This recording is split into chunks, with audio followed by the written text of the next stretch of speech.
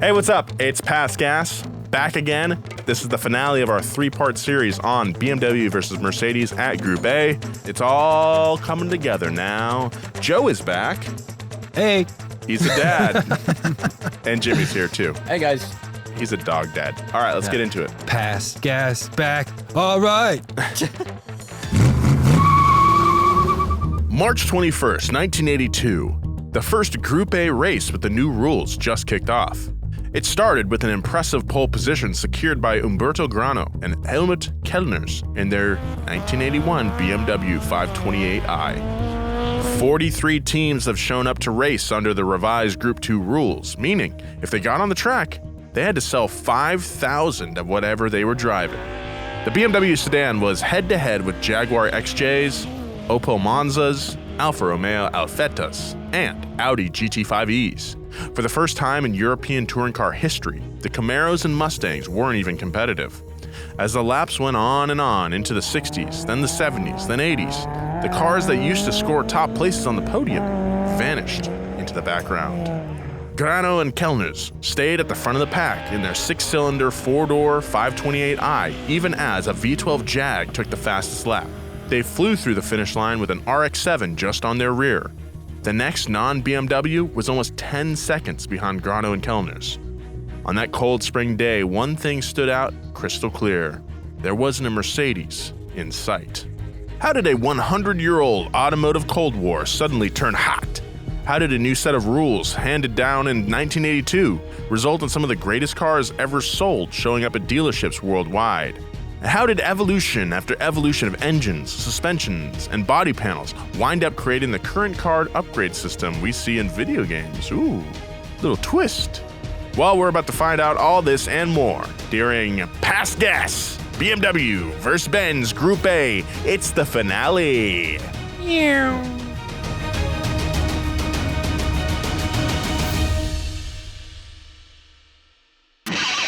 Past Gas Podcast. It's about cars, it's not about forts! Hey, big thanks to Indeed for sponsoring this episode. Listeners of this show will get a $75 sponsored job credit to get your jobs more visibility at Indeed.com/PastGas. That's right, go to Indeed.com/PastGas right now. Support the show by saying you heard about Indeed on this podcast. Indeed.com/PastGas. Terms and conditions apply. Need to hire? You need Indeed. Hello. Welcome back to Past Gas, everybody. It's Nolan Sykes here talking to you through the microphone. Today is our final part of BMW versus Mercedes Group A racing. It's finally culmination. We've got all the exposition. We've got the background we need, right? Now it's all about racing. I was missing last week, so I missed. You were missing. You were out. You went on a hike. We didn't hear from you. We had to airlift you out of the Los Angeles forest. What were you doing out there? I was looking for frogs. For frogs. Okay. Yeah. Okay. Frogs are in season right now with all the rain that happened. So frogs are in season. Yeah. A lot like of frogs. Strawberries. Yeah. Those voices you hear with me today. Jimmy Hilton across the table from me. What's up, dude? How's it going? It's going well. It's going well. I thought you were wearing a Gran Turismo shirt. No. I thought so too. Racing Beat Mazda. Yeah. Nice. I like how high it is. Pole. The logo. Yeah, it's a pretty nice one. It's above the nips. Right above the nips. Yeah. Nice. That's what I like in a shirt. Yeah. I was looking for some like vintage Gran Turismo merch last week because they got cool logos. Game. Yeah. Good game. Yeah.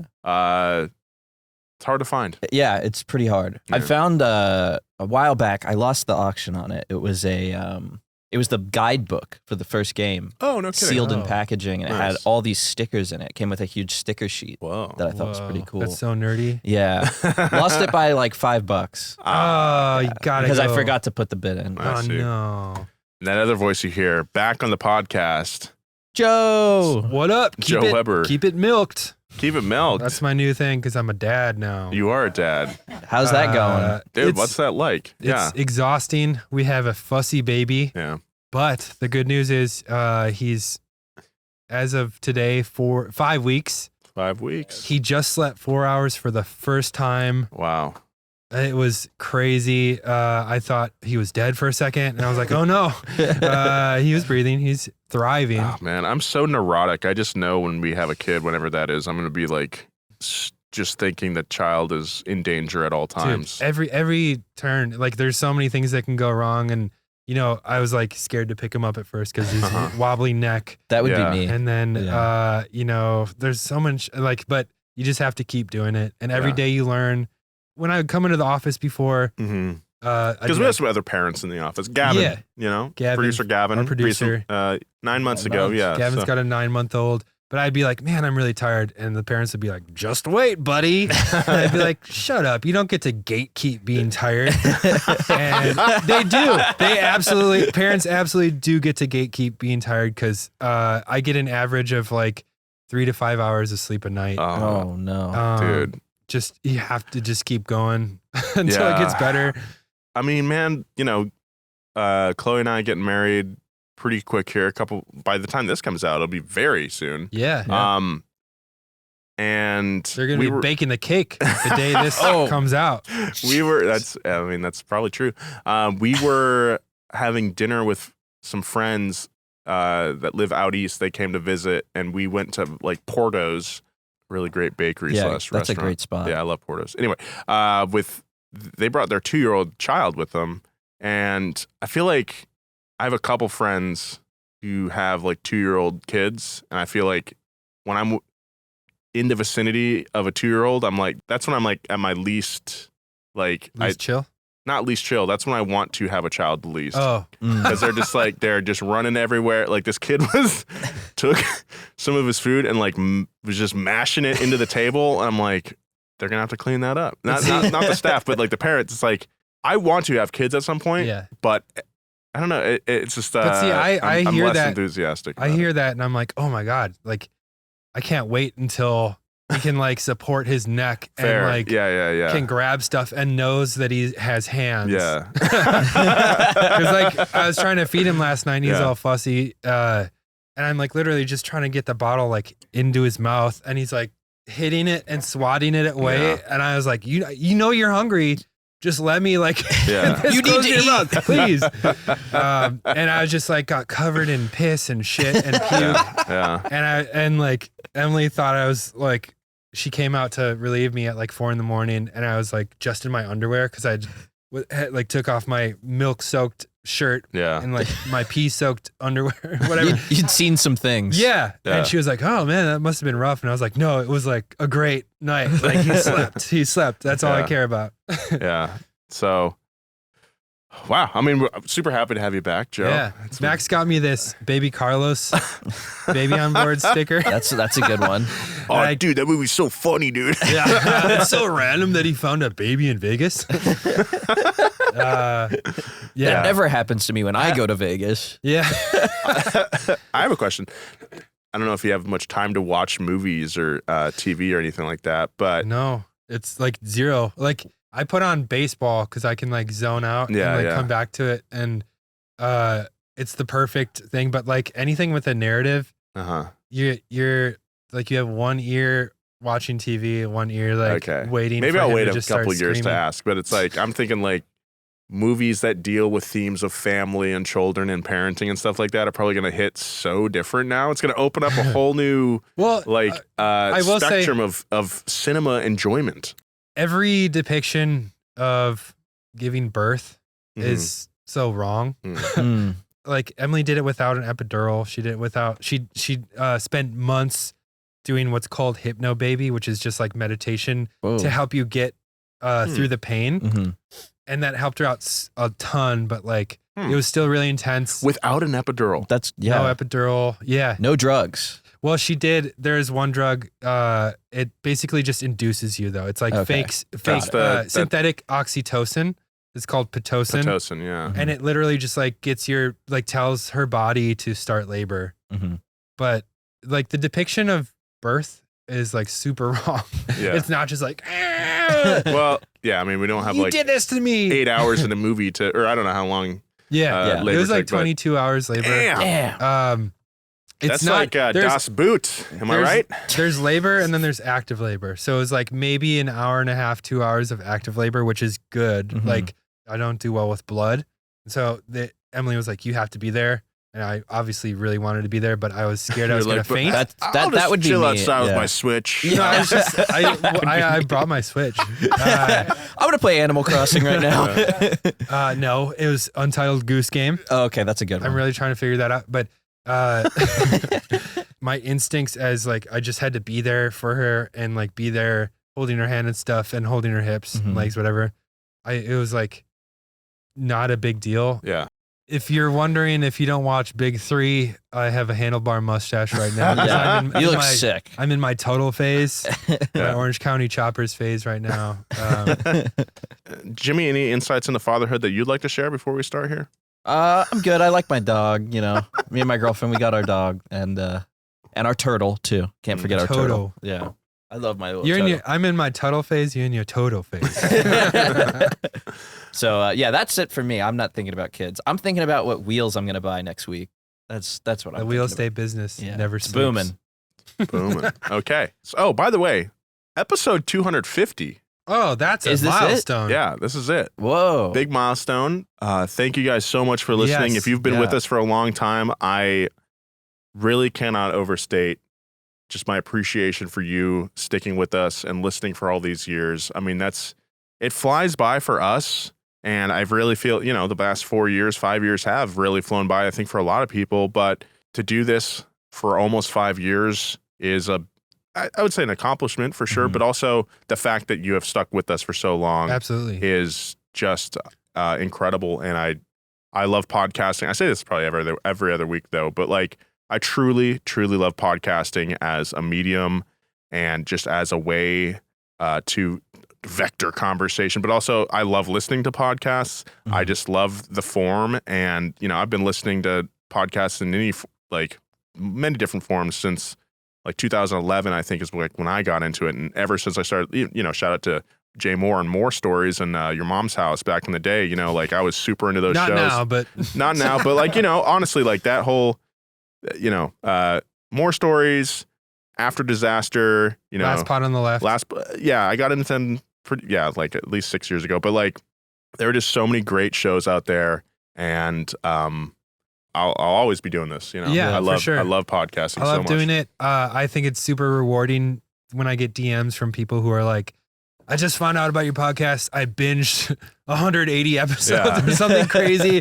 Like my commute is 6 hours and I listened to 4 episodes. But I mean, or that's whatever. what I would do That's too. so cool. Like when Yeah. I, discovering the podcasts in college, and then when I started working in the machine shop back when I moved home to Atascadero, it's like that's all I would listen to is just podcasts all day, and I never forget like how much I relied on podcasts just to For get me sure. through my shifts and all that kind of stuff. So I don't know where I'm going with this. Thank you very much. Big props to you guys. Yeah, seriously. So thank you. Now let's finish up Mercedes versus BMW in Group A. Let's do it. So while Mercedes didn't bother to show up to the first real Group A race at the Temple of Speed, aka the Autodromo Nazionale di Monza, or What if we Monza. kissed at the Temple of Speed? Well, BMW almost didn't show up either. The Bavarian boys were holding tight for the 1983 homologation of their new racing baby, the 635 CSI in 1983. So the pickings were slim to build a Group A car out of. I love that car. There's a car's certain very cool. type of purple that car comes in that is my favorite purple of any purple. Purple. These cars look like sharks. That's what I Very always see them shark-like. as. They look like a little shark. So they went with the 1981 BMW E28 528i, which had just started rolling off the factory line in Dingolfing. My favorite type of golfing. Right out of the gate, the almost stock 528i shocked even the BMW execs, okay? The suits, the vests. Team Eggenberger took the pole position at Monza for the first leg of the European Touring Car Championship at 2 minutes, 11 seconds, beating the V12 Jaguar's fastest lap by a full second and a half. What do you guys think of eggs on burgers? A little messy. Yeah. Doesn't add much. The yolk runs down your hands. some It's point. already like a rich meat, Yeah. Mm-hmm. And an egg is so rich. You added a yolk to that. Yeah. I think if I'm putting an egg on my burger, I need bacon first of all. Mhm. It's got to have bacon. It's got to have Some jelly. Jelly? Mm-hmm. Dude, you just lost me. No. What kind of jelly? Like Grape? Boysenberry or whatever, like something sweet to Oh, man. I've never heard of counter that the before. bacon, the grease of the bacon, and also the richness of that yolk. Okay, I'm trying to grow as a person. I might try this burger. There was a restaurant in Atascadero called Dave's Grub Shack. Oh, nice. When me and Cody would go there all the time, and they had a burger called the Heart Attack, and I think that was kind of like the principle of that thing was like bacon, egg, jelly. Yeah, cool. Okay. I've heard that's what the BMW executives like. Yes. Besides Group A racing. Eggs and burgers. No So burgers on my eggs. Egg and Burger got their 528i's straight from BMW as semi-welded shells that were already set up with glass, locks, lights, and grills.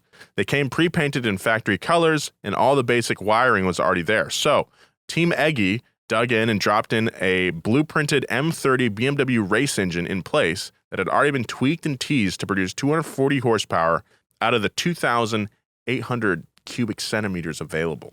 2.8 liters. Yeah. I love when factory teams get like a shell. Bodies in white, basically. Yeah, bodies in Yeah. white. That's what it's called. That's what we're I talking love about that. here. So Mm. cool. You sound like Hannibal Lecter. I love bodies in white. Great guy, Hannibal Lecter. Fast forward to the end of the race, and the entire podium at Monza is filled with 528i drivers. Not too bad for a car that Modern Motor magazine described as, quote, lurches back annoyingly and messily during cornering. Just like that egg burger. Yeah, when I eat an egg burger, I lurch back annoyingly and messingly because of all the yolk that squirts out.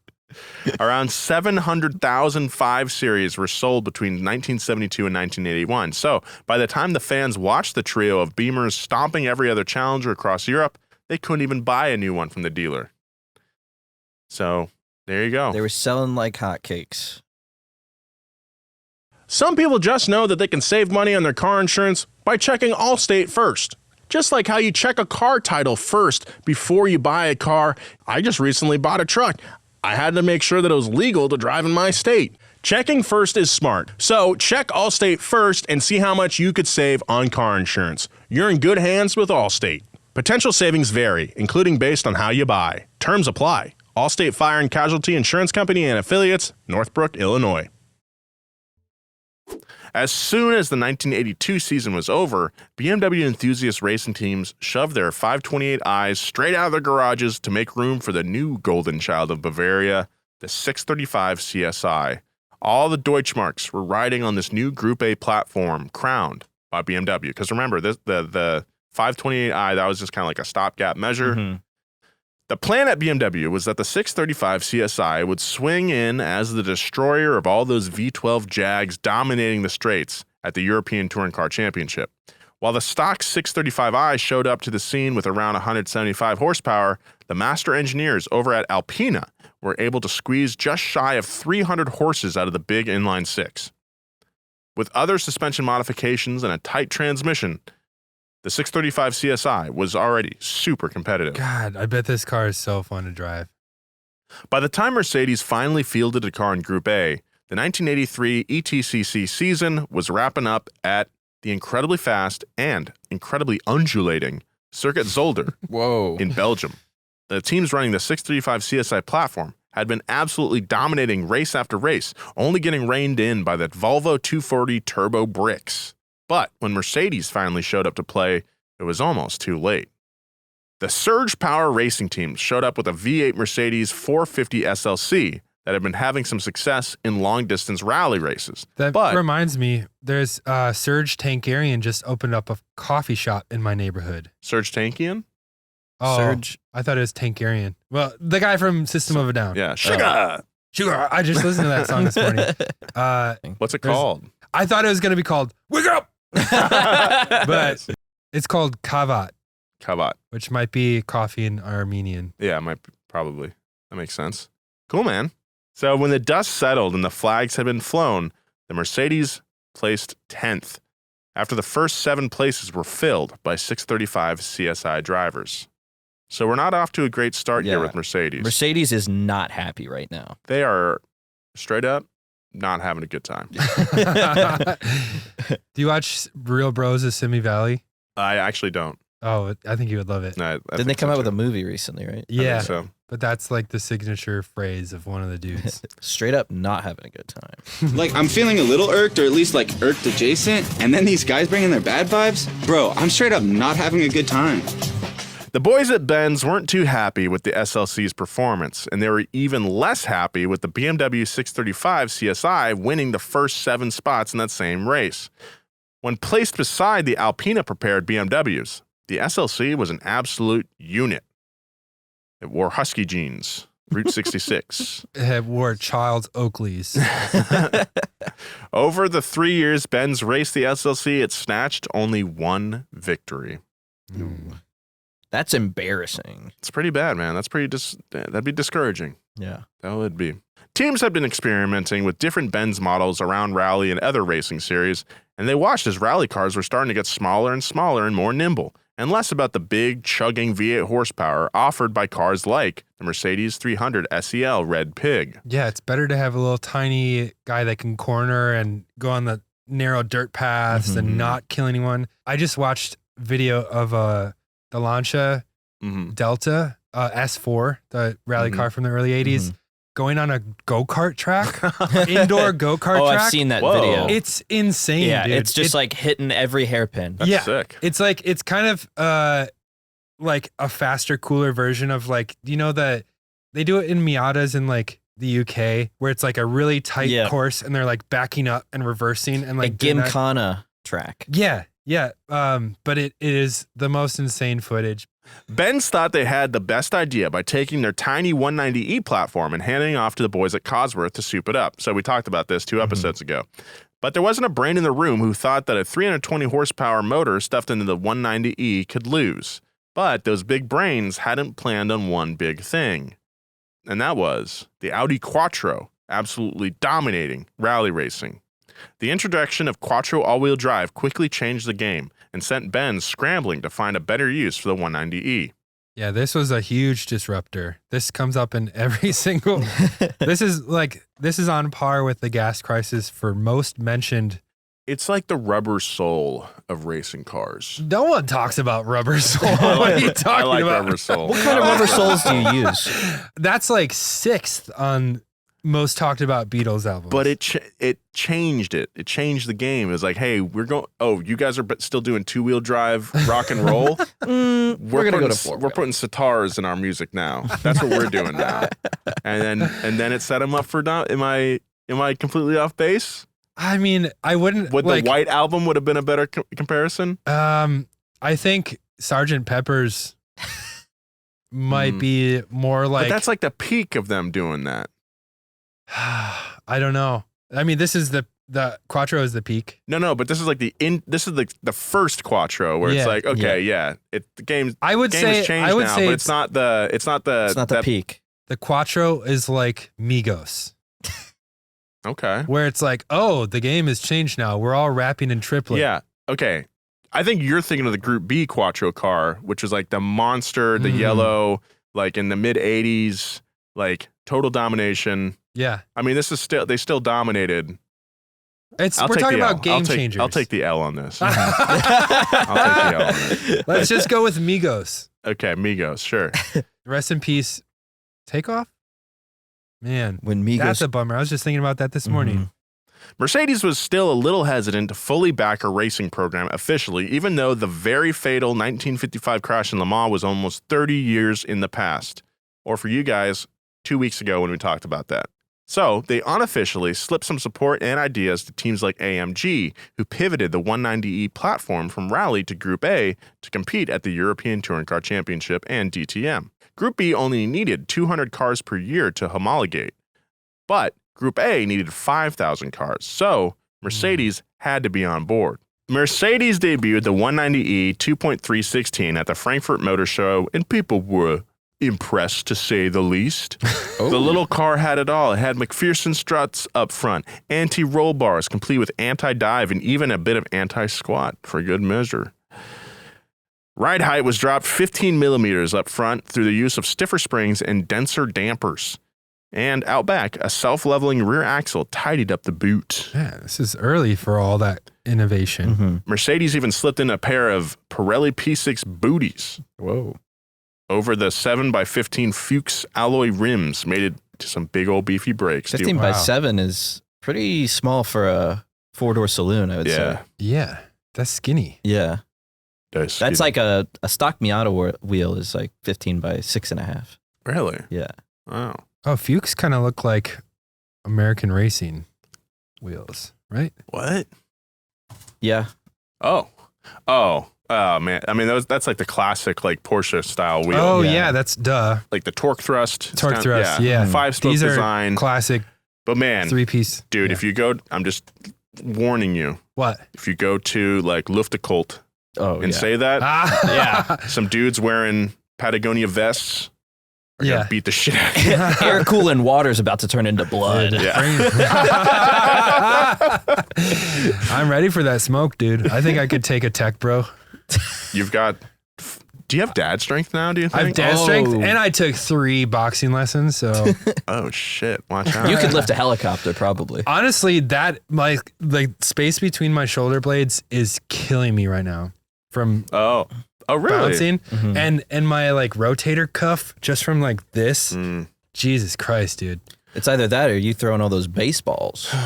I did go to my first baseball game for the first time in like a month, and I ate shit because I'd been up since 3 a.m. Oh. And my vision was really bad, and so I was like, Where's the ball coming from?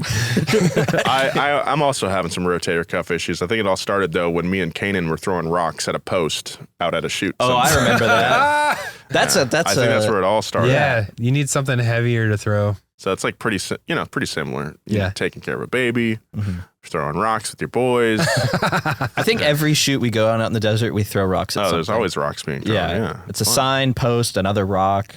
Yeah. It's a good time.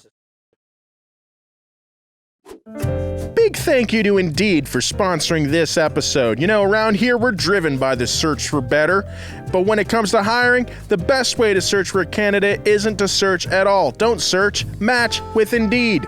If you need to hire, you need Indeed. Indeed is your matching and hiring platform with over 350 million global monthly visitors, according to Indeed data, and a matching engine that helps you find quality candidates fast. Ditch the busy work. Use Indeed for scheduling, screening, and messaging so you can connect with candidates faster. One thing I love about Indeed is that it makes hiring all in one place super easy because it just gives you the best matches in the world, okay? Indeed's matching engine is constantly learning from your preferences, so the more you use it, the better it gets. Listeners of this show will get a $75 sponsored job credit to get your jobs more visibility at Indeed.com/passgas. That's right, go to Indeed.com/passgas right now. Support the show by saying you heard about Indeed on this podcast. Indeed.com/passgas. Terms and conditions apply. Need to hire? You need Indeed. Big thanks to BetterHelp for sponsoring this episode of Pass Gas. Look, we all carry around different stressors, big and small. You could be stressed about traffic, you could be stressed about your work or your girlfriend or your boyfriend or whatever. Everyone deals with stress differently. That's why therapy is so important. Therapy is a safe space to get things off your chest and to figure out how to work through whatever's weighing you down. There were a lot of issues in my life that I didn't confront until I started doing therapy. That's why I think it's so important, and BetterHelp is one of the best ways to get into therapy if you've never done it before. If you're thinking about starting therapy, give BetterHelp a try. It's entirely online, it's designed to be convenient, flexible, and suited to your schedule. Just fill out a brief questionnaire to get matched with a licensed therapist and switch therapists at any time for no additional charge. Never skip therapy day with BetterHelp. Visit BetterHelp.com/passgas today to get 10% off your first month. That's BetterHelp, HELP.com/passgas. Back to the 190E here. Cosworth created a custom light alloy cylinder head. Whoa. So lightweight cylinder head forged at their Worcester shop and shipped to Mercedes to install. The compression was boosted to 10.5 to 1, which meant special 98 octane fuel had to be used. That is pretty high compression. Yeah. Yeah. Can't get that gasoline in California. Not gonna run here. All these very expensive changes boosted the horsepower from 136 to 185. And while that might be Honda Civic territory today, back in 1983, that's what the Z28 Nissan 280ZX and Mustang GT were all making as well. You know, technology changes. My Z it made 165 new. They say that for every year that passes that you lose like 1 horsepower. So it's probably making like 120. I want to know how true that is. I know. I think we should do a video on that. Yeah. Because if that's the case, my Miata's probably got like 50 horsepower. Yeah. But mine feels like maybe around 100 right now. That would be interesting. Maybe, we should do that. Okay. So, with the idea of rallying long gone because, Rubber Soul came out, execs still had their back turned on the idea of racing the 190E. So, the engineers went rogue and took the car to AMG, which was still separate from the Mercedes mothership. The fellas over at AMG started cranking and tweaking with the idea of building a Group A special just for DTM racing. They turned the 190E into a legitimate monster of the track, and it immediately started breaking records and making other drivers question life. What does that mean? This 190E, I can't believe it. It's going too fast. By the end of that year, 3 190Es set 3 world records at the Nardo testing facility in Italy. The Benz recorded an average speed of 154.06 miles per hour over the 50,000 kilometer endurance test. That's crazy. And continued to set 12 international endurance records. Wow. That's, not what only. year is this? Do we know? This is 1983. 83? Yeah. Okay. That's pretty good. Yeah. Oh, man. That's like a very reliable engine that can be revved out. I think 81 is when Japan, the first Japanese car hit 300 kilometers per hour, which is 186. Yeah, I think so. Mm-hmm. So that's pretty good. After that, AMG pointed the 190E at DTM and Volker to drive the white car to second place. Volker Weidler. Thank you. In its first season of Group A. The proof was in the suspicious German blood pudding. And by the end of the season, Mercedes was chomping at the bit to get more involved. More blood pudding, please. I am at the age now where I'm actually going through the Beatles discography. Yeah, you do hit that. It's your 30s for sure. Yeah. Through high school and college, I was like, I don't need to listen to that. Yeah, I know it's good. Have you ever seen Jack White? He can listen to the first second of any Beatles song and tell you that's crazy immediately what. I can do that with Real Big Fish. While Mercedes were on top of the world with their blood pudding or whatever, Mercedes, sorry. That is an English thing. Let's clear that up. We're not taking the L on that. It's just a joke. They would be having bratwurst. Sorry. Yeah. Yeah. So while Mercedes were on top of the world with their bratwurst bruiser, BMW was brewing up a battle. Wow, I love all the bees. They'd watched as BMW turned their small sedan into a Slayer, and they wanted to get in on that action. Paul Roche, who had been a big part of designing and building BMW's 1960s new class, something we talked about last week, specifically the 2002 turbo motor, sat down with BMW's Team M and got to work building something that would put Mercedes back in their place. About time. The M3 roared onto the track with an almost 300 horsepower, 4-cylinder engine that immediately blew the socks off the big V8s. The first race was in Monza in 1987. Andy Rouse had been slightly fastest in his Ford Cosworth Sierra RS, but at the end of the day, the first 6 positions were all filled with the brand new BMW M3s. Unfortunately, though, they were all disqualified for using roof metal that was a tad too thin. That's sick. Oh, man. That is so cool. Shout out to George Russell. I went to a car show to actually buy speakers. I didn't realize there was a car show going on, but the guy who was selling me the speakers was there. I'm running this car show. Gotcha. At Zimmerman Automotive Driving Museum. It's near the airport. It's actually really sick. Oh. Mm-hmm. They do this car meet. Shout out to Rick, but there was 2 Ford Cosworth Sierra RSs there, and they were so sick. That's cool. And I was like, oh yeah, I love the whale tail. I love that blue that they had too. It's like a really deep blue. So cool. Yeah. I think Princess Diana had one too. Really? Whoa. Yeah, I think she had a Ford Sierra. Can she get any cooler? So BMW added some cornstarch to thicken up the roof. And they were back at the track. Little cooking joke. That was good too. Yeah. I do Have you roofs been all the cooking time. lately? No. I made a really good pasta the other week, though. Speaking of cornstarch, we are sponsored by Teutul Banshee Bones this week. Who's that little guy on the top? I like him. That's Mr. Teutul. That looks like the dude from Smiling Friends. Charlie. Oh, he does. Yeah. Yeah. What's I love he doing Smiling there? Friends. Oh, well, he's protecting against the Banshee. He's coming to steal your bones. Anyways. So the roof was thickened up with a thicker material, and they were back at the track a month later for the Marlboro Horas de Jarama in Madrid. Imagine being the engineer after that race, and they're like, dude, the roof was too thin. The 4 hours of Jarama. You idiot. You made the roof too thin. What were you doing? He's like, oh, all right. I'll get back to it. I'll make a better roof. Ford brought the battle back a little bit, but the M3 still grabbed positions 1 through 7 with ease. Dang, shutting out the whole field. 1 through top 7. Yeah. That's crazy. At this point, the other teams knew they were in trouble as BMW racked up win after win after win. Neither big V8s nor big boosty boys could compete with the clever suspension and engine of the M3, but Mercedes knew they had to try. You got to try at least. What Gotta are you going to do? Go to Disneyland Paris? No one wants to go there. I mean, it's just a train ride away, but like, don't go there. You should develop your car, keep racing, right? Yeah.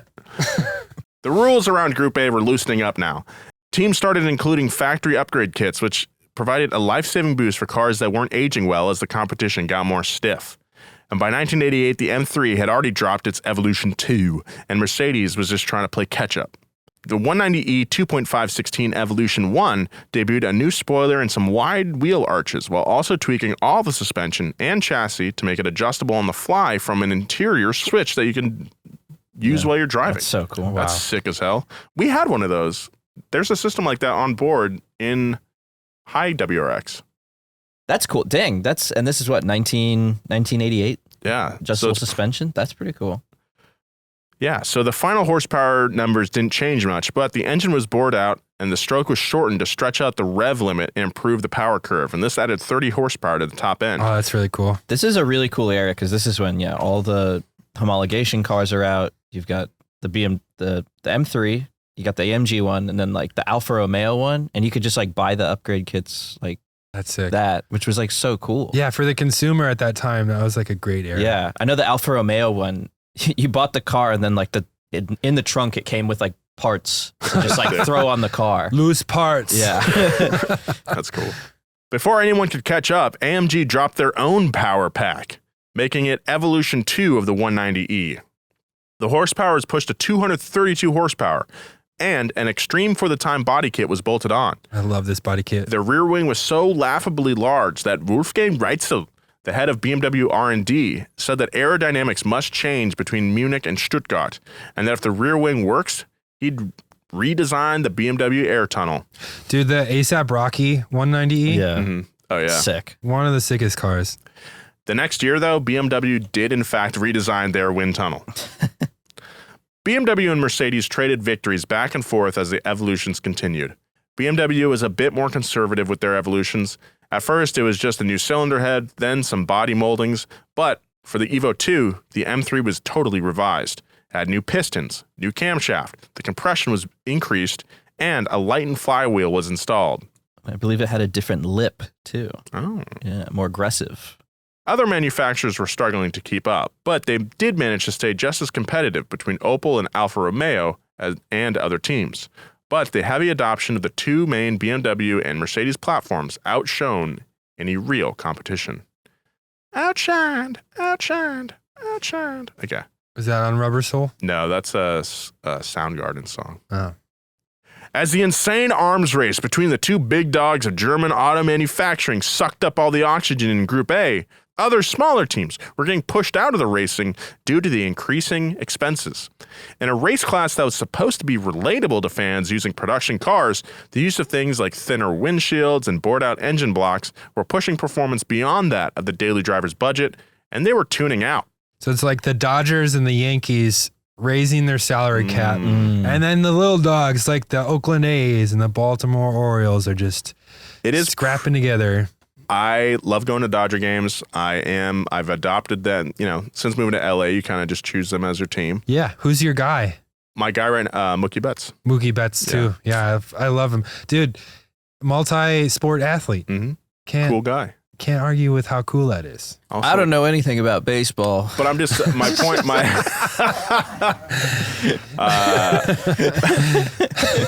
but when they did that anime collab a few weeks ago. Oh, yeah. Did you go? No, I didn't. Tickets sold out in like 2 seconds. You probably buy one on eBay, though. What? Like whatever merch they were giving away. Oh, yeah. No, they had, It's all expensive now, though. So. That's all right. Yeah.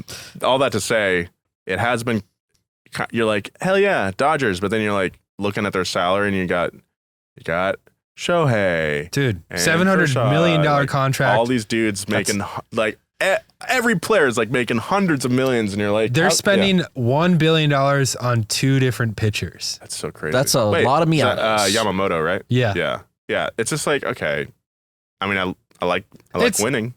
I know. Yeah. Like when you're in the city, it's very fun. I love the stadium. It's the best. I've never been to a Dodger game. Oh, we gotta go, dude. You gotta go, dude. You gotta go. I've been here years, never been. That's crazy. Okay, we're gonna go. It's a really, really fun time. Okay. Yeah. Cool. Okay. So back to car talk. No more baseball, sports ball talk. That segment was brought to you by Teutul Banshibos. I can't wait until we draft an Irish player. There are a couple baseball fields in Ireland. Oh. Yeah, a couple. So by 1997, manufacturers had pretty much abandoned Group A altogether, and all that left were a few very well-funded teams that were losing interest in spending the big bucks. They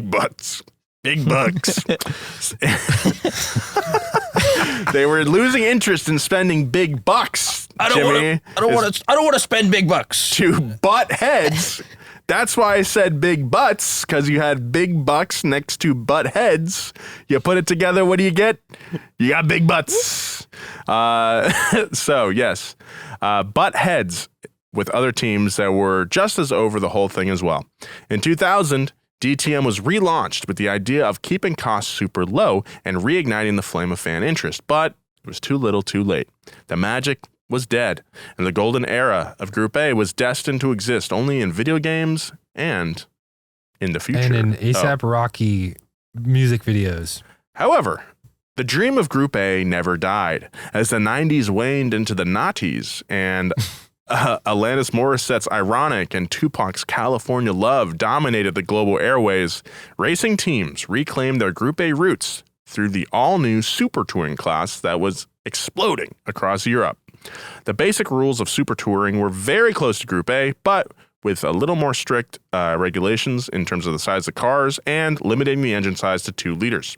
This created a plethora of new mini-family sedans that were stuffed with naturally aspirated performance engines. It was getting more clever thanks to more modern computer-assisted fuel injection and engine control units. While the Group A shenanigans directly led to the 190E and the M3, there were also a ton of amazing cars that were birthed in the years following the demise of Group A that we wouldn't have if it never existed. Cars like the Volvo S40, the Nissan Primera, the BMW E36, and the shockingly good Audi A4, which had 15 global drivers' championship victories across the Super Touring seasons. Dang. This clash of brand new homologated touring cars that were appearing on the road alongside 70s muscle cars and 90s street cars led to a unique time in history where all of the car cultures existed at once. It wasn't unusual to see a Chevelle SS square up against a boosted Civic or a shiny new E36 at a red light.